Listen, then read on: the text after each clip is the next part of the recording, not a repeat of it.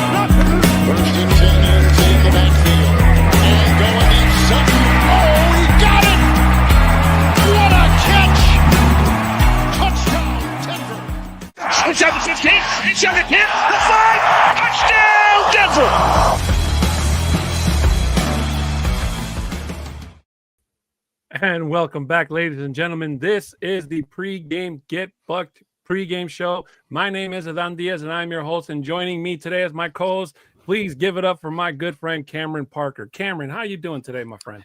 I am doing well. I recovered from that Indianapolis Colts game, being there in person, and so it's kind of nice now. We have another big game upcoming, but certainly nice to, be in the talking circles, if you will, of the fact we actually are a possible playoff team. Are very close to being a playoff team. It's super exciting, when you get a chance to do stuff like this. So agreed, my friend. The flags are definitely gonna fly tonight if the Broncos can get this win. Let me rephrase that. When the Broncos get this win. Before we get started, ladies and gentlemen, just gotta let you guys know, please make sure you subscribe, hit that share button, comment, and like here on the Orange and Blue Network. This is a simulcast, so we are also coming to you live on the MHRT network. So please make sure you subscribe and share, comment, and like. Your support is definitely appreciated. Big shout out to our sponsor, Dubby. Dubby has formulated to give you focus and energy with no jitters or crash. The formula contains vitamins, amino acids, and nootropics, including their patented neurofactor formula. It's got no calories, no sugar, no maltodextrin, no fillers, and no artificial colors. Also, if you use the code NRWB10 at checkout, you'll get 10% off. Thanks to our good friends over at the Nothing Rhymes with Orange and Blue podcast crew. So shout out to them for the 10% discount, and shout out to Dubby for being sponsored for all of the great shows and programming here on the Orange and Blue Network. So Cameron, a funny story for you guys. Cameron and I this is the first time we've actually met. Mm-hmm. So we were able to talk a little bit backstage, just kind of getting a lay of the land. And the interesting thing, ladies and gentlemen, is that the Broncos are definitely in a very good position. They got a winning streak going. They have the momentum going. We are down a couple of players. I'm not going to lie to you. Almost exactly what the first time around, the first scenario, not having PS2 out there the first time around. But the Chargers, I believe, definitely have to be rattled, Cameron, because they lost, and they lost in bad fashion at that against the Buccaneers last week, a team that the Broncos destroyed in their own home. So my question to you, Cameron, is what are your thoughts going into this game compared to the first matchup a couple months ago. And it's going to be interesting. I do think that the emotions are going to be riding a mile high, if you will. And, I think PS2 is going to be emotional. He was actually a part of that Chargers game in the beginning, and then he got concussed, and then he unfortunately did not return to the game. But it was such a weird game in general because you had Jim Harbaugh was having his unfortunate heart thing, on the sideline, and then the PS2 injury when it came out, and then obviously he got ruled out, and then at that moment, just the injury itself, it's almost like it took the entire sails out of that Broncos team, defensively, offensively. They were a completely different unit. And, other things of note in terms of just strictly from the Broncos side of things going into this game, one other player that was not a part of that game that will be a part of this going in is Mike McGlinchey. McGlinchey was out. He was dealing with his injury. And then, of course, the use, if you will, of Marvin Mims. Marvin Mims was a nice little fun wrinkle post the trade deadline or right around the trade deadline where you started to see him be integrated just a little bit more. So the Broncos are basically trending to where they're kind of more progressing, if you will. And you touched on that briefly. They're progressing, and the Chargers are kind of regressing a little bit in regards to some of the defense and some of the offensive pieces as well. Yeah, you are so right. Before I give you my thoughts, though, let's take a gander at some of the folks here in the chat. Show some love. Dreamweaver coming in saying, "LFG boys, big game tonight. I want to see a lot of Watson tonight." I hope so too. We're going to see a lot of, I think, a lot of everybody. Division games, especially in the AFC West, are very tough to play and win in. DZ coming in and saying, "I see you guys winning easily tonight. Chargers offense has been abysmal lately and goes missing for too long during games." Now, you are so right about this, DZ, because if you go back and watch the Chargers game against the Chiefs, a lot of people were saying that the Chargers offense wasn't any good because they didn't have McConkey.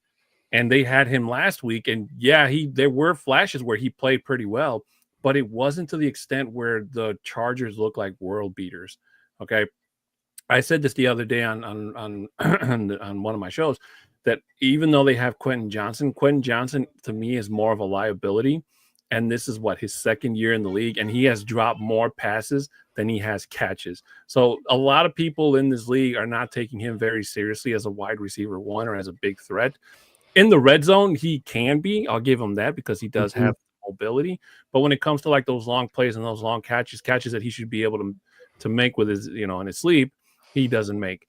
So I really do think that the Chargers are kind of have their backs against the wall. They're not all exactly there. And this is a perfect time for the Broncos to come in and take advantage of it. And me personally, Cameron, I think that the Chargers are probably regretting the move of moving up to primetime because they probably could have used those 2 extra days of rest. And what's interesting is I don't know if the Chargers had a choice because this was the Broncos' call, right? Like that was everything that we had been hearing. Like the Broncos made the choice to have this, and I think that, we probably saw some emotions and nerves within that Colts game to kind of get, prepared as the weeks are progressing because they are gearing up for, some shortened weeks, if you will, or a week, because, they played on Sunday, then they have the short week, this Thursday game.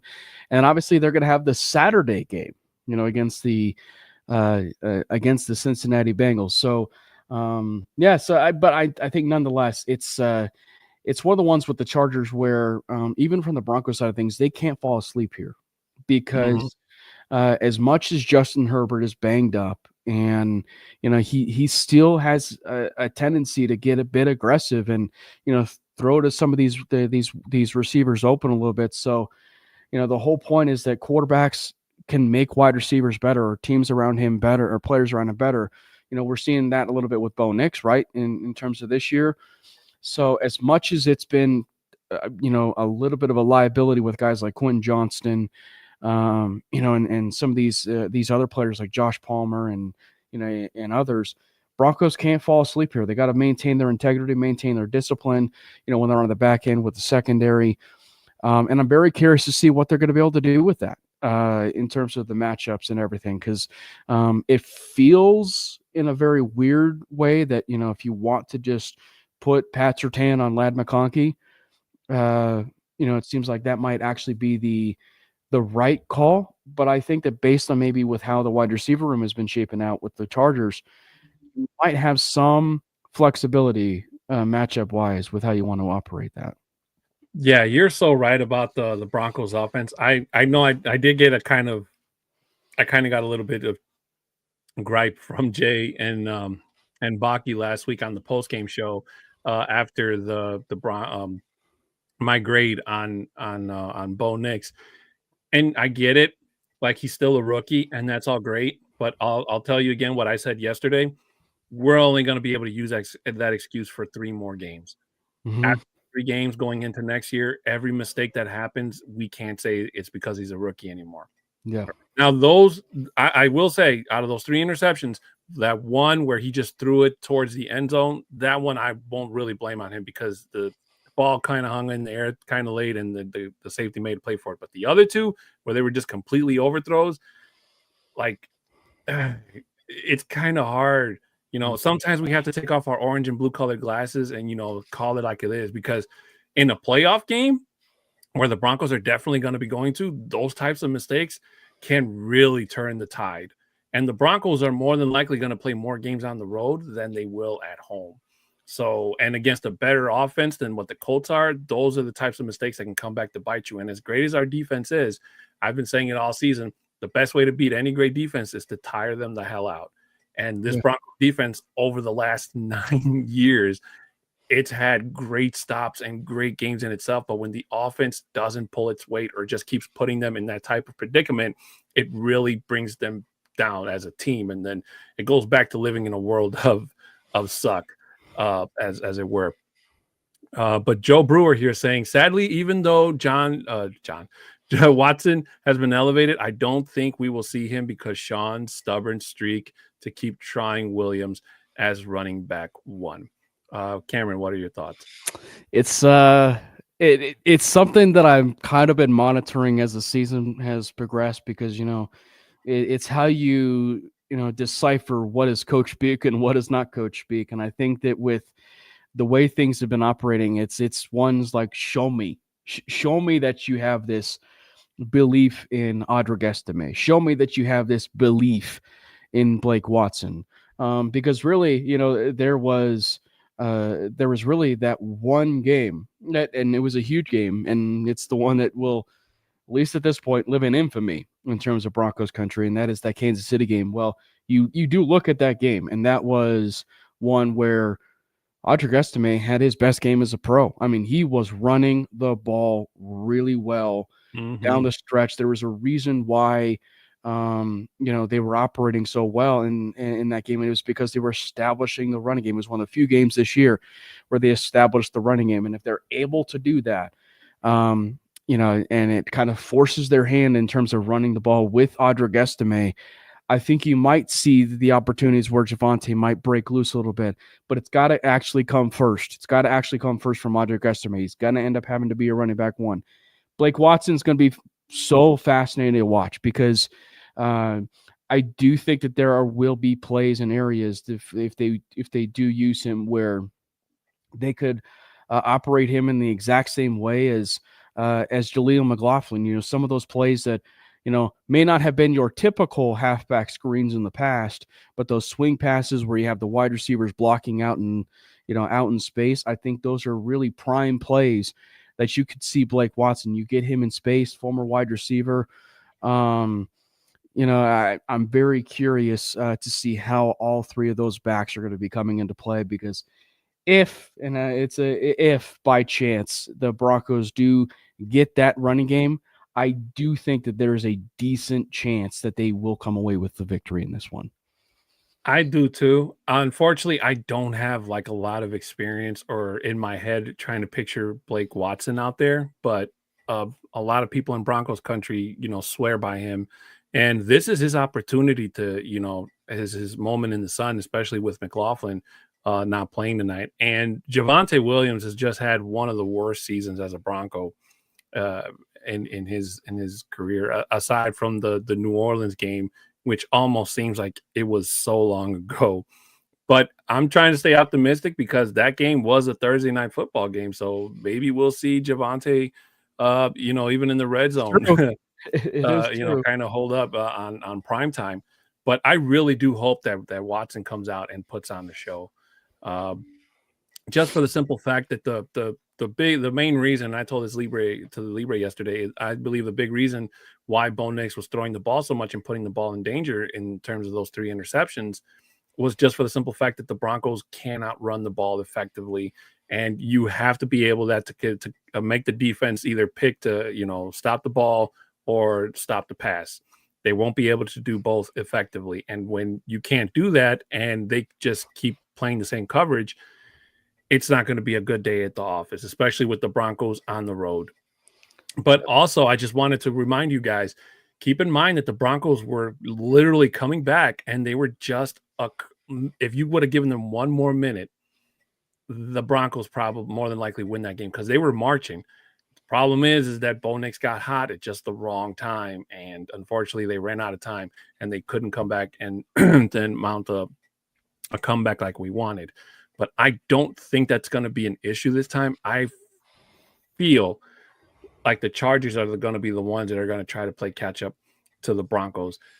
Nick Bonito, let's talk defense here. Cameron, like Nick Bonito has been having one of the best seasons and probably making the argument for defensive player of the year with Patrick Surtain right behind him. I mean, that you said you were at the Colts game last week and you getting to witness that play in live action must have been a thing of beauty.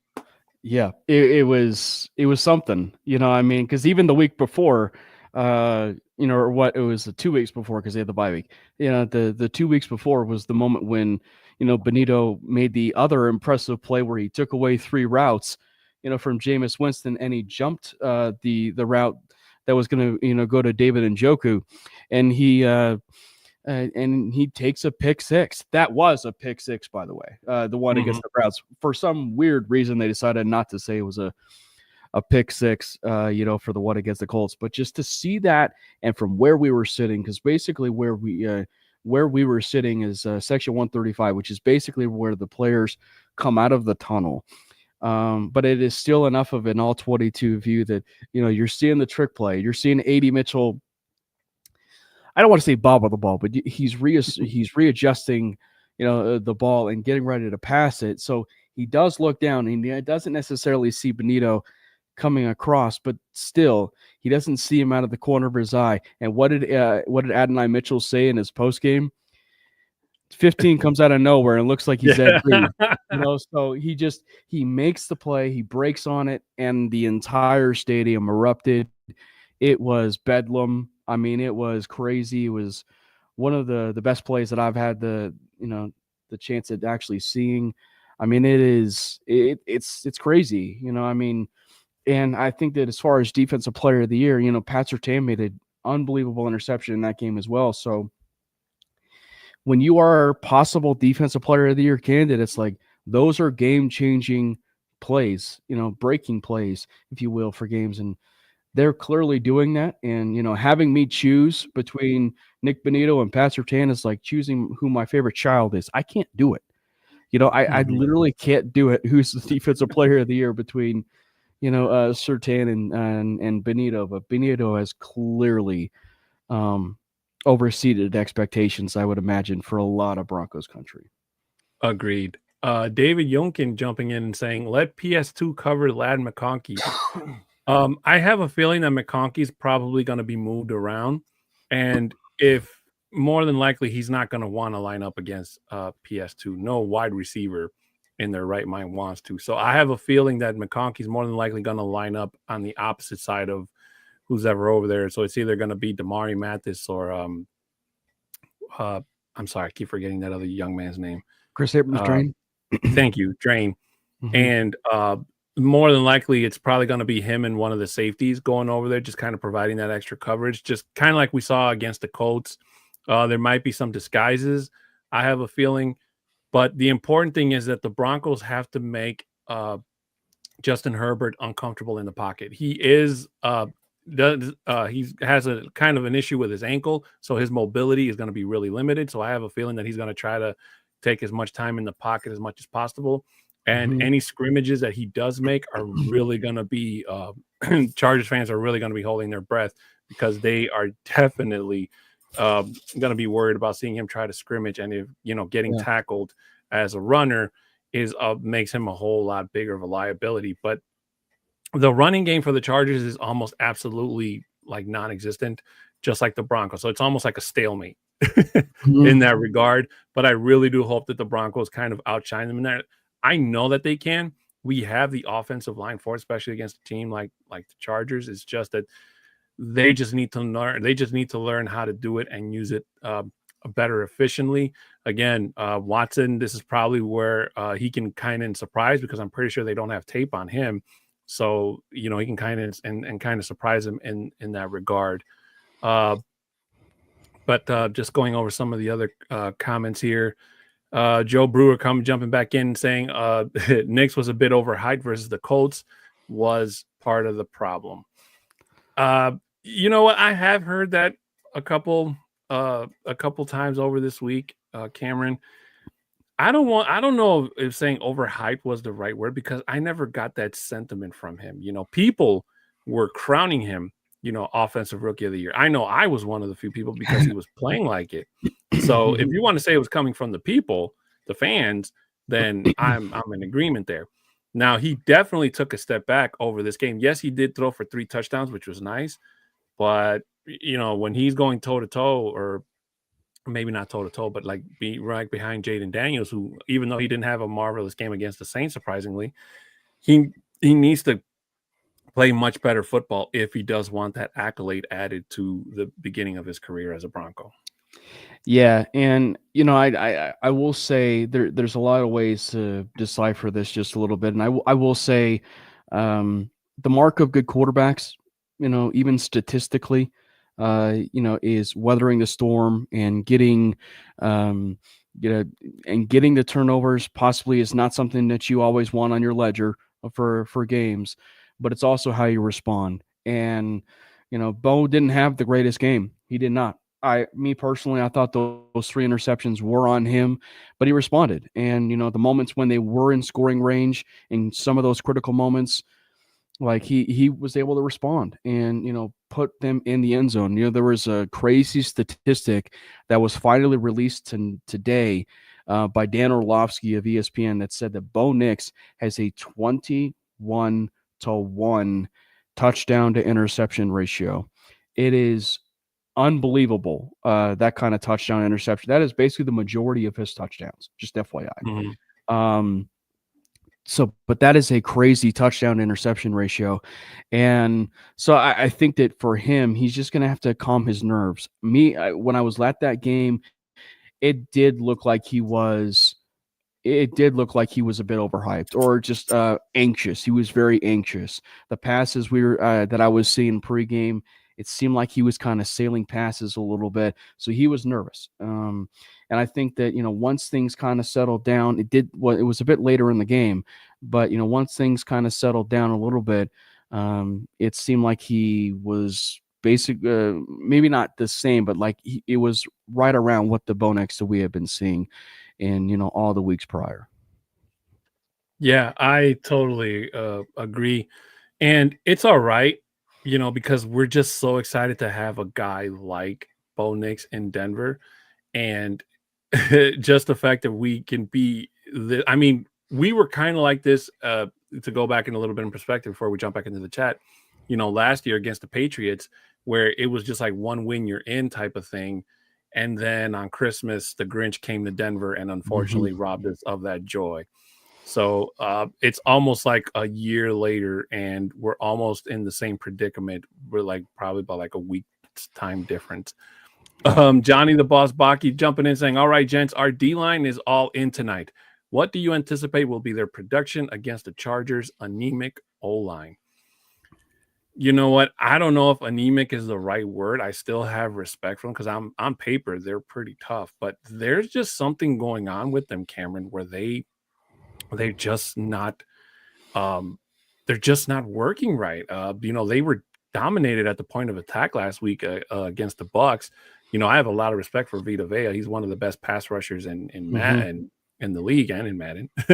So, but he doesn't rush all over the line. He's a defensive tackle. But the fact that whole D line was able to make Herbert uncomfortable all day in the pocket is a really big concern for if you're a Chargers fan. If you're a Broncos fan, it's very, very great to see because it gives guys like Zach Allen and Jones and Jonathan Cooper's been kind of quiet lately, but if he can get to that edge and meet Nick Bonito in the middle, hey, it's going to be a great day at the office for the pass rush and make it a whole lot easier for our secondary to get an interception, especially from our linebackers. I'd say it's going to end up having to come from the interior, because the two tackles for the Chargers are really good. With Joe Alt and with Rashawn Slater, Alt is having a really good season as a rookie right now. Basically, and everything that you would have asked for in terms of a rookie and a tackle or just a tackle in general, he's playing really, really well. But unfortunately, with the pressure and the inconsistencies and the bad play is coming from that interior offensive line. And yeah, they have a bit of a lift in terms of Zion Johnson not being inactive tonight. He's going to end up being active for tonight's game. It really is the interior of that of that line. So they're going to have to create a lot of pressure with guys like DJ Jones, Malcolm Roach, Zach Allen, John Franklin Myers. They're going to end up having to try their best and create a lot of havoc tonight. And if they're able to do that, it might free up some opportunities where, Nick Bonito gets in there for a sack or Jonathan Cooper, gets in there. I think the one thing that you can definitively say about a guy like Jonathan Cooper is he's relentless. So as much as it seems like Slater is really good with his hands or really good with his placement and getting him stopped initially, it's that second and third gas moment for Cooper where he's keeping that foot on there and he's getting to a quarterback. So, but specifically from the Broncos side of things and getting to Herbert and pressuring him, it has to come from the interior. So I think and I think a lot of that too, if they are winning in the interior, is also going to be too with that running game. If they're winning on the interior, it also means the running game isn't working either. So, you're creating a lot of opportunities, I think, for yourself to where you can force them to beat you with your speed on the defense, and that's on the exterior. So, that's kind of like how I'm seeing it right now. Yeah. Geo Central jumping in and saying, as a Texans fan, I'd rather play the Chargers than y'all. Yeah. And you better hope we don't see you in the playoffs, my friend. He also jumps in and saying, thanks for beating the Colts. Hey, you're welcome. All in the day. I was going to say it's a lot. It's kind of crazy how things change in a year, right? You look back to the Broncos and Texans game, how big that game was, for a Broncos fan. I think we had, admittedly as fans might have said, this is the biggest game that we've had in, 8 years. And we pooped the bed, right? We pooped the bed against the Texans, even though we did have what appeared to be a comeback drive. And it was an interception late. It's crazy thinking back to now like a year, and there's a chance we might actually get a playoff game between the Texans and Broncos, and the Broncos look really good as far as a pretty good team so far this year. Agreed. And my kingdom for the fact that Samaje Perine was open on that play. Yes. And the fact that Russell Wilson overthrew him is still hurts to this day. Broncos breakdown saying, hello guys, let's get a freaking win. This is a must win. What's up, Adon? Hey, Broncos Bill, my friend. Thank you so much for tuning in. It's always good to see you, and I can't wait to see you later on. He's doing the neighborhood tonight, right? He and Mundungus, I believe, are doing the neighborhood. Okay, I just want to make sure I got that right. Can't wait to see you later on with you and the boss Mundungus as well. Let's see, who else do we got here? David jumping back in saying, with the win over the Colts, I was more excited for the winning season not thinking about the playoffs. And, I can see why you would think that way. Again, to reiterate what we were just talking about a few minutes ago, we've been here before, ladies and gentlemen. The only difference is that when the Broncos win tonight, they'll be, for the first time in years, back in double-digit wins. And playoffs definitely more than likely clinched. And seeding the 5th seed should definitely belong to Denver. And then if anybody else wants it on Sunday, they're going to have to try to fight like hell for it to try to get it away from Denver. I don't think they'll come close because the Broncos will definitely become big contenders. The only ones who could probably make a run at us, well, maybe not. Probably not. I'm more than likely going to say that the Broncos definitely get the 5th seed. That's probably going off on a tangent somewhere, but it'll definitely be what the Broncos don't want to be is in the 7th, because if the Broncos don't win, then they'll definitely end up in the 7th, which means is that they'll probably end up facing a team like the Bills. And then the Bills are a team that nobody really wants to play right now because they're playing. Josh Allen is playing some MVP football out there, Cameron. Mm-hmm.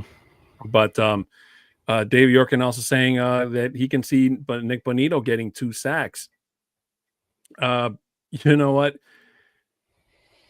I can definitely see that too. But the way that Bonito has been playing, I mean, he hasn't exactly been playing like a pass rusher. Those 2 pick sixes, he was in coverage. Yeah. So he was playing more like a linebacker in those disguise the disguise plays rather than a pass rusher. And the fact that he can do both very well is just it's a compliment to himself and his ability to be able to make the quarterback guess, is he going to pass rush on that play or is he going to play in coverage in that play? Because normally pass rushers don't always make the best zone coverage guys in terms of linebackers. As great as Von Miller was, whenever you put him in coverage, he wasn't always at the best because that's just that's not what he's naturally good at. His gift was rushing the passer. But Nick Bonito, I mean, I can't tell you a guy like Nick Bonito in the past that ever wore a Broncos uniform that had 2 passes like that for pick sixes ever. Well, and I think that there were moments where Vaughn did that, but it was a bit later in his career. Like obviously the play against Tom Brady and Gronk, in the AFC Championship game. But the fact that we're seeing this now at such an early point, I think is so indicative of who he is right now as a player in his development. And Don, I don't know if you had the chance to see 5280 or mainly this week, but I mentioned a stat that it was quite hilarious. And obviously I know Pro Football Focus is, gets laughed at. And obviously I know their grades are, pretty, subjective, if you will, or also pretty laughable, if you will. He did he had an 86 overall defensive grade in the last 4 games. Well, in those last 4 games also, he has a coverage grade. This is to your point. He has a coverage grade of 89. The last 2 games, he's like 96 and above in the last 2 games. That means that he has a higher coverage grade than Pat Surtain in 3 of the 4 games, Chris Abrams-Drain, Jaquan McMillan, Riley Moss when he was healthy in, I believe, week 11.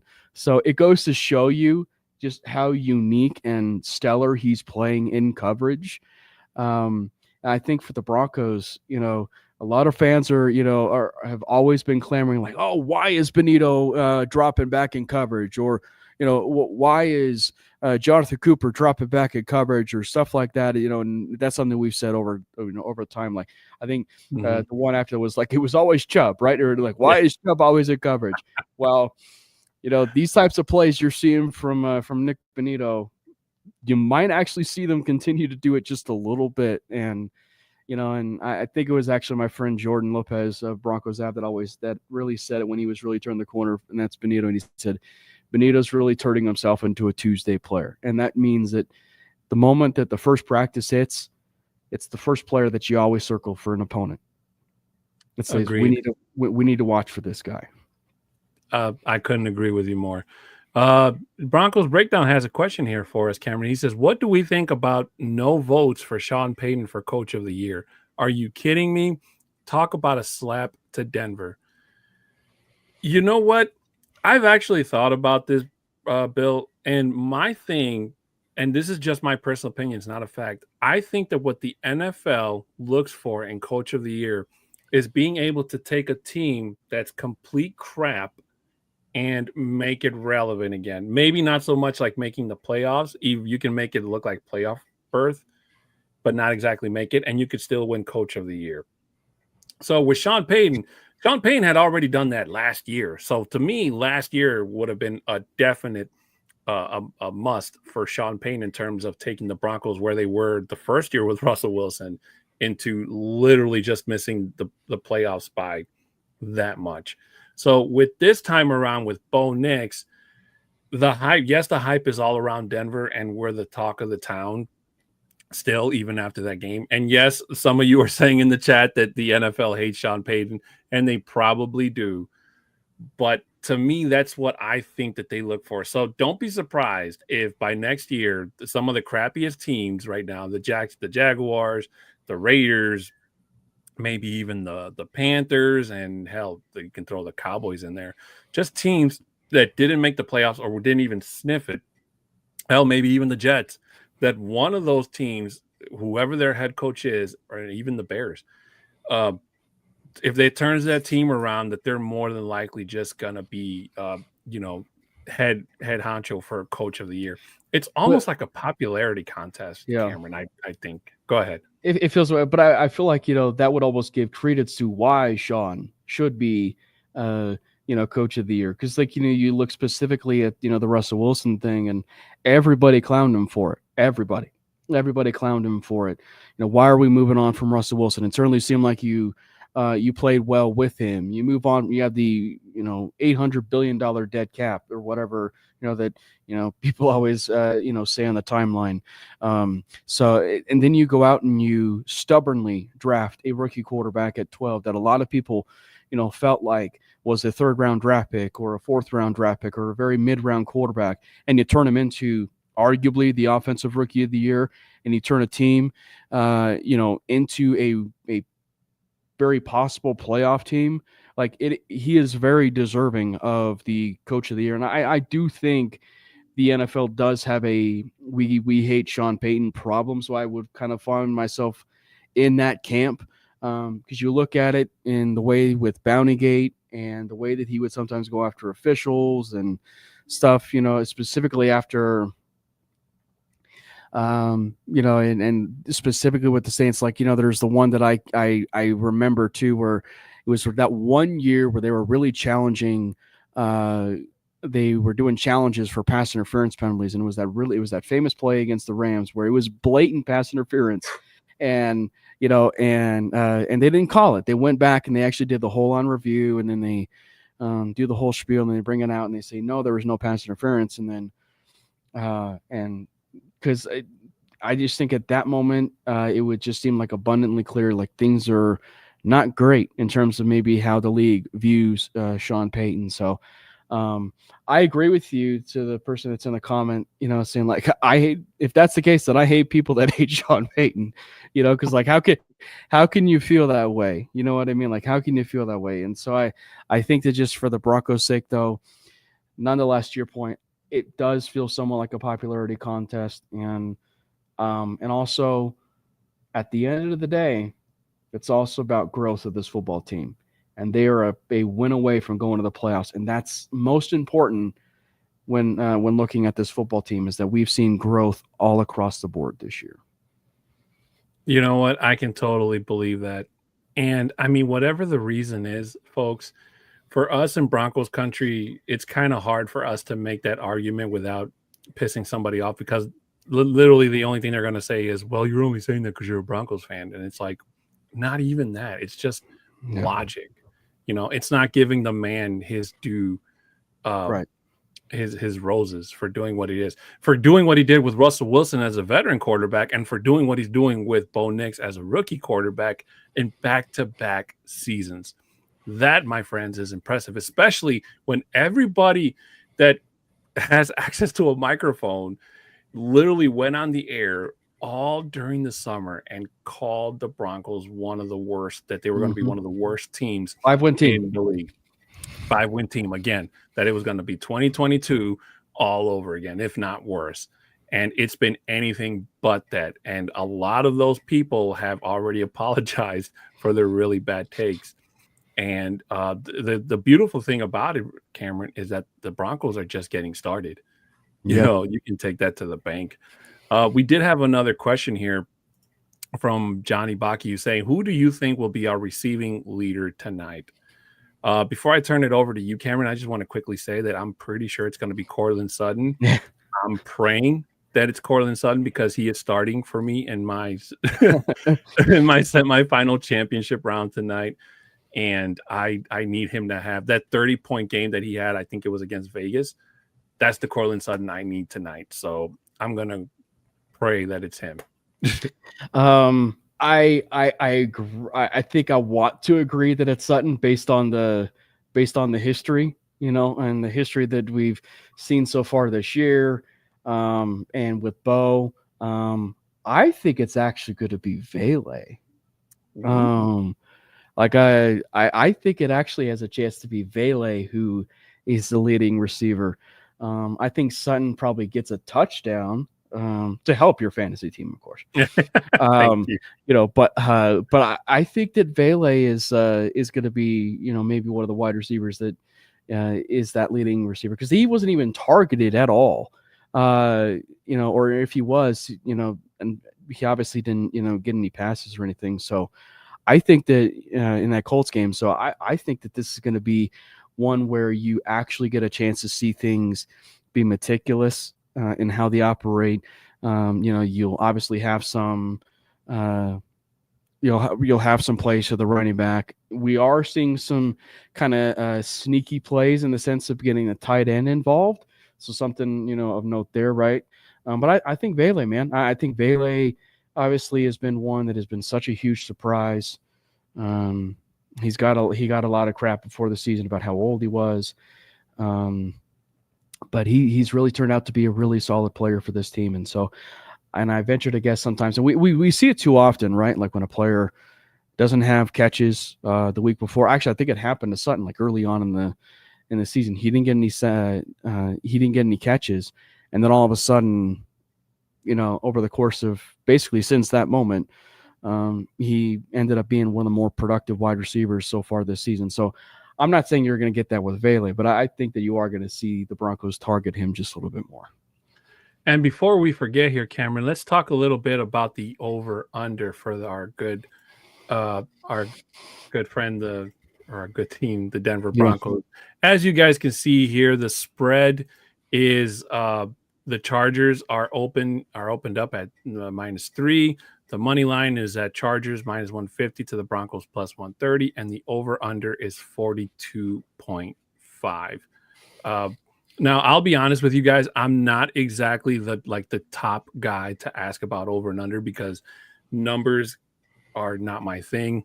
But the fact that the Broncos are opened up as underdogs with the winning streak that they're on is simply just a testament as to just how people keep underestimating this team.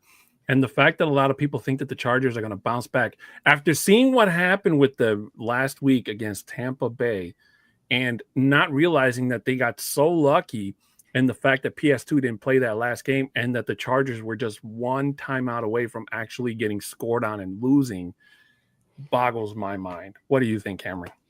Yeah. So in regards to the 42, the over under for 42, I don't think it's going to be that, you know, I think in talking about this game, I think it's going to be a dogfight. I mean, and I'm a Big Ten football watcher. I notoriously watch a lot of Big Ten games. We're talking a defensive game. Like we're talking a defensive game, and we're talking about one where it's going to be one where you possibly see some defensive scores, you know, that, you know, could tip the hand a little bit in this game. And if PS2 does end up getting an interception, by the way. I see that in the chat. If Mhm. PS2 does get an interception, you're obviously only bumping him up just a little bit more in terms of defensive player of the year consideration. But as we've clearly seen so far this year, at that moment, that's I think when you'll see Nick Benito be like, no. See, I'm here too, but yeah, I just think that when you overall when you see this game, it's not going to be one where you clearly are seeing the 42. So, meaning so whatever it is in terms of the 42 over under, I'm 100% putting the under on that. And just to answer your question, Joe, I just literally clicked on the first link and the first link I saw was ESPN. So I'm just going to be honest with you about that. But, before we get going, Cameron, I don't know about you, but one of the staples of the pregame show is always asking Broncos Country what is on the table. So whether you're at the game or you're sitting at home getting ready, ladies and gentlemen, we want to know what's for dinner tonight.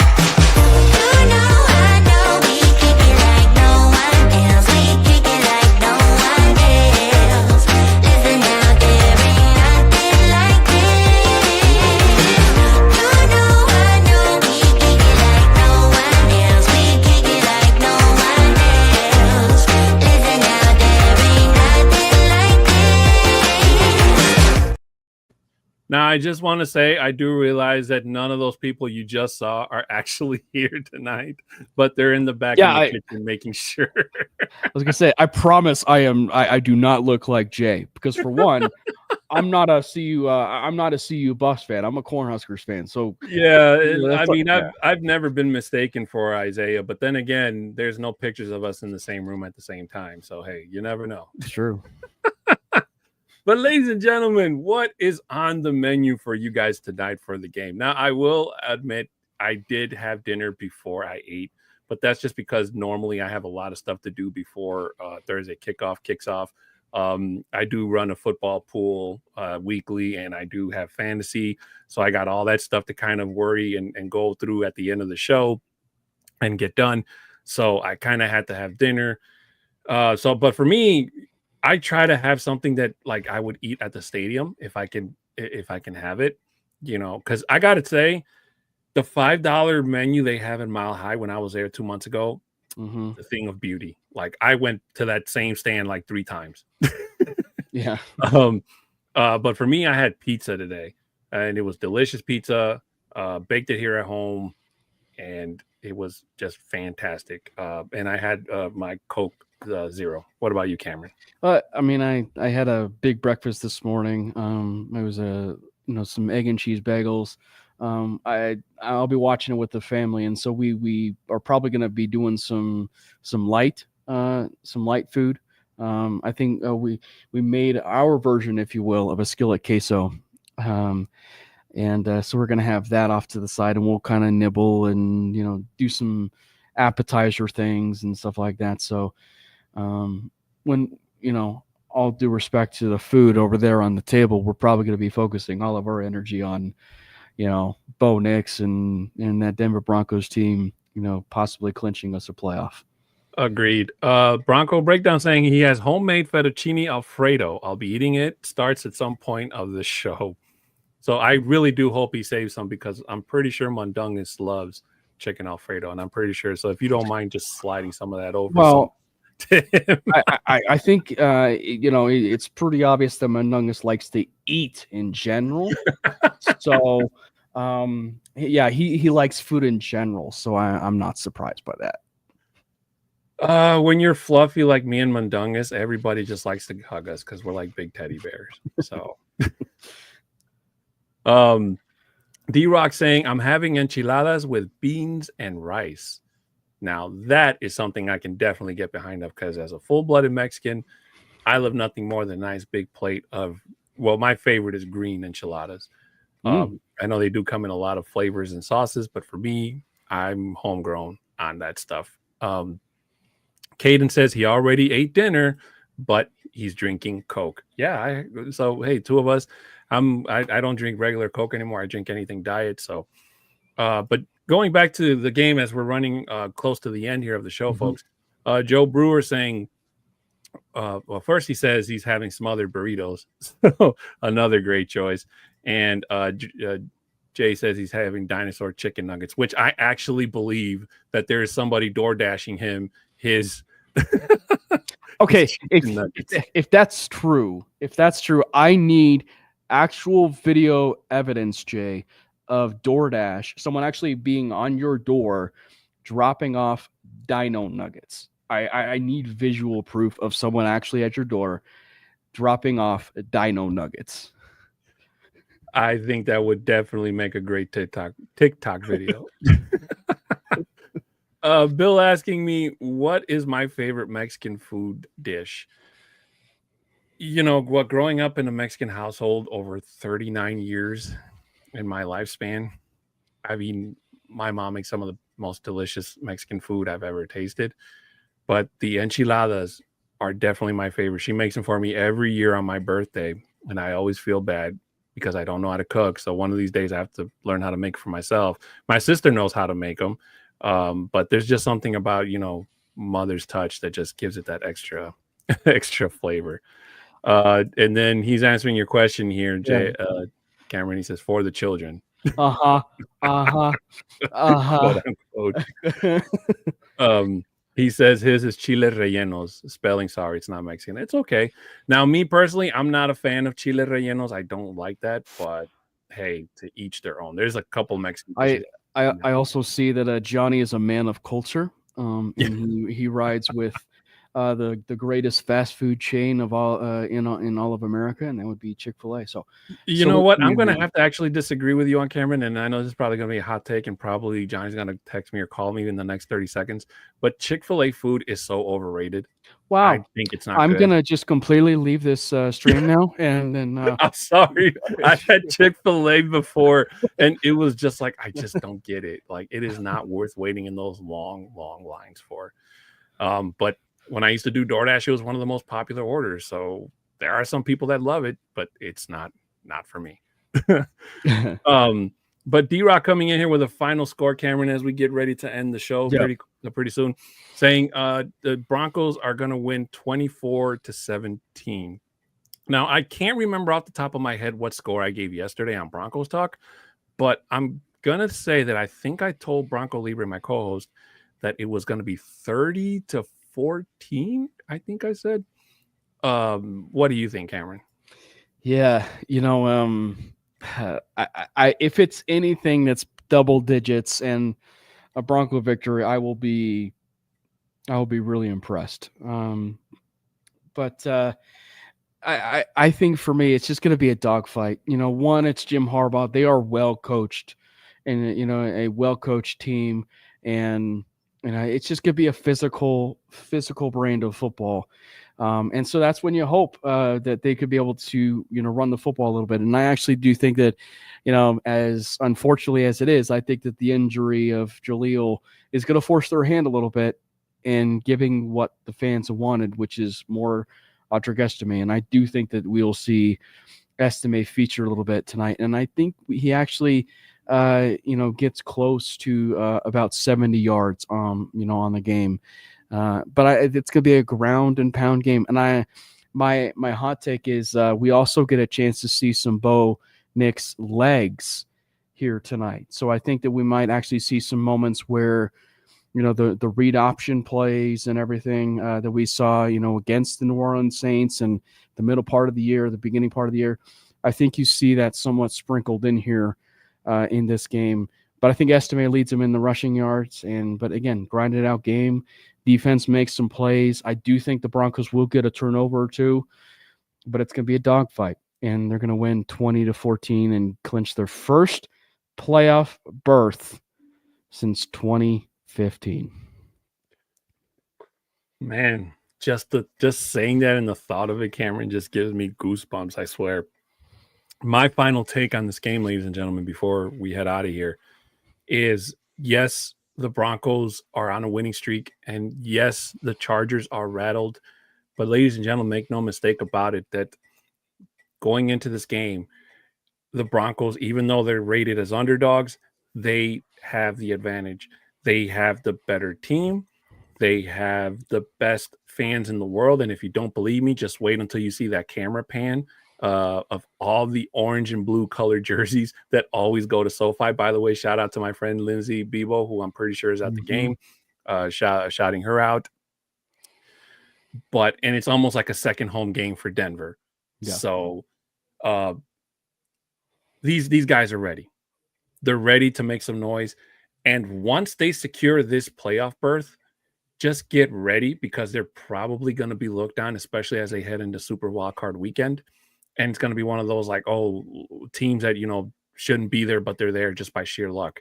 And this is where the Broncos are literally going to take the reins and ride like hell. No pun intended. Yeah. And it starts today with the Chargers. The Broncos are going to win this game. The Chargers offense is going to have another bad day at the office. The defense is not going to be able to contain Bo Nix. Yes, they might have a couple of key plays here and there, but it's going to be nothing like it was the first time around. I guarantee it. Cameron, do you have anything else to add before we head out of here?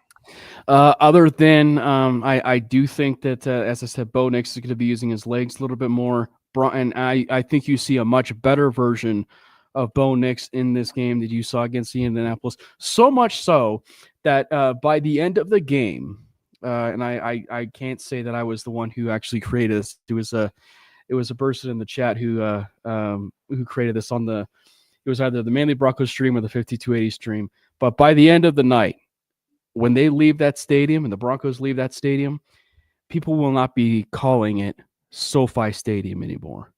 They'll be calling it Bo-Fi Stadium. Bo-Fi. I love the sound of that, man. By the way, Caden says, do you like my Twitch profile picture? Well, yeah, it's Bo Nix. You're going to be seeing jerseys of him all over the place, What's not to like? But ladies and gentlemen, that's going to do it for today's pre-game buck. Your feelings, or get bucked. Sorry, we're on the wrong show. Get Bucked show. I'd like to thank my co-host Cameron Parker for joining us here today. Shout out to everybody in the chat. Joe Brewer, D-Rock, Bronco Breakdown. Make sure you guys go check him out in the neighborhood with Mundungus in just a little bit. The boss Baki was here earlier. Jacob Mize. I'm sorry if I mispronounced your last name. I know I saw Bronco Libre at the beginning. Bronco Maniac, David Yunkin. And if I forgot anybody else, I do. Oh, DZ, who was here earlier. And if there's anybody else I forgot, I do apologize. But thank you guys all for being with us here tonight in the chat, for watching us here for the pregame show. Make sure you tune in after the game for the postgame show with Jay Weaver. And, of course, as always, make sure you guys subscribe to the Orange and Blue Network. Make sure you share, comment, and like on all of your favorite shows. Show your support. Please remember that this is a simulcast, so we're also on the MHRT network. So make sure you subscribe, share, comment, and like on all of their shows as well. Shout out to Dubby for being a sponsor as well. Ladies and gentlemen, just want to add before we get out of here that the Broncos are about to shut down SoFi. And when the lights come back on, like Cameron said, it is going to be Bo-Fi Stadium. But more than anything, Chargers, you're about to get bucked. Ladies and gentlemen, that's going to do it for our show. Thank you so much. Have a good night. We'll see you for the postgame show. And as always, go Broncos.